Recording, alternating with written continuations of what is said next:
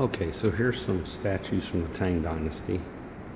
I like to use this area of the San Antonio Museum of Art as a backdrop of history.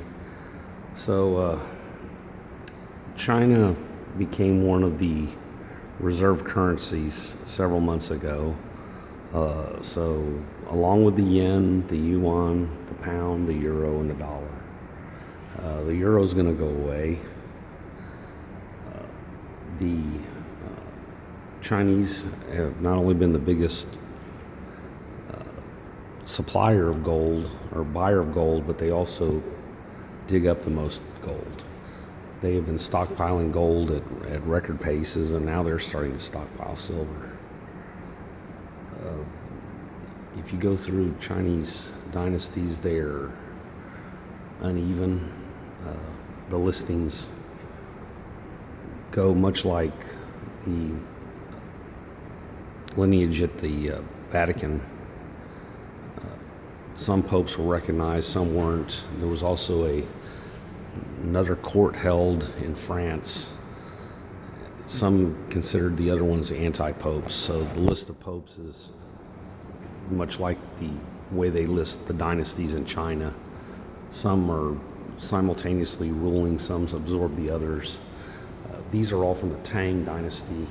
You'll notice here, these are the older Tang Dynasty horses, and this is circa 600 to 900 AD. Obviously, if you have more money, you can put the glaze on it. The glaze really didn't appear till the Tang Dynasty in any amount because it was just too hard to do. They didn't have the technology to do it. These are all Tang Dynasty. And here is a very fine horse, also from the Tang Dynasty. I'm here at the San Antonio Museum of Art using this as a backdrop. The center of power is probably going to shift to China. They have the industrial base. Yes, they are deeply in debt, but they have all the manufacturing items there in their country. We don't. Now, we're going to throw a Hail Mary to try to preserve the dollar as the king, or they'll try to do a one world currency. But China, Russia, India, Iran, Brazil, there's a thing called the BRICS system. And I don't believe they're going to play along with the power structure that's actually been in place since the Treaty of Westphalia. It's been building and building since then. So we have a problem with the monetary system crashing. There were courtiers in China that would try to give advice to the kings, emperors, satraps, what have you. At the end of the dynasties would end, and they would all end for similar reasons, much like ours: massive debt, debauchery, lack of values.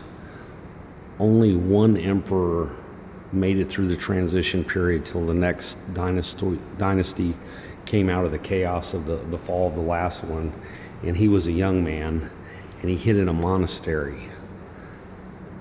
They have contingency plans, the people that run the world, like they built that massive underground city in, this one's cool, in Arkansas. Jesse Ventura actually covered it in his now defunct series, Conspiracy Theories. You can look at it online. It's very easy to access. The small city in Arkansas near where it is had initially had 5 banks in it. Now it had 30, including a Swiss bank, Bundesbank. They have a massive spur built for trains and parking so that people can go scurry and hide in their little underground bunkers. You can actually drive up in there. There's 18-wheelers going in there constantly, but you can drive well into the ground, probably about a mile, till you run into the steel doors. But anyway, the whole point of this is the transition between the dynasties. There's a lawless period of about 30 or 40 years till a new order is established. You can't tell the ones that are in charge because they hold on to power as long as they possibly can. But anyway, here we are at the San Antonio Museum of Art. Got some interesting stuff here. Come check it out. And watch China. China and Russia are probably going to buck the system. And when this currency collapses and goes away, I don't think they're going to join with us for the new world currency that they want to spring on. If you look at the cover of The Economist, which is a Rothschild-owned magazine, there was an issue 2 years ago with a phoenix as the coin that would be to replace the euro, the dollar, and all the other SDR currencies, and it had 2018 written on it. Look it up, The Economist, and it has a picture of Phoenix with the actual date. So they've been planning this for a while. Anyway, thank you. Come check out the San Antonio Museum of Art.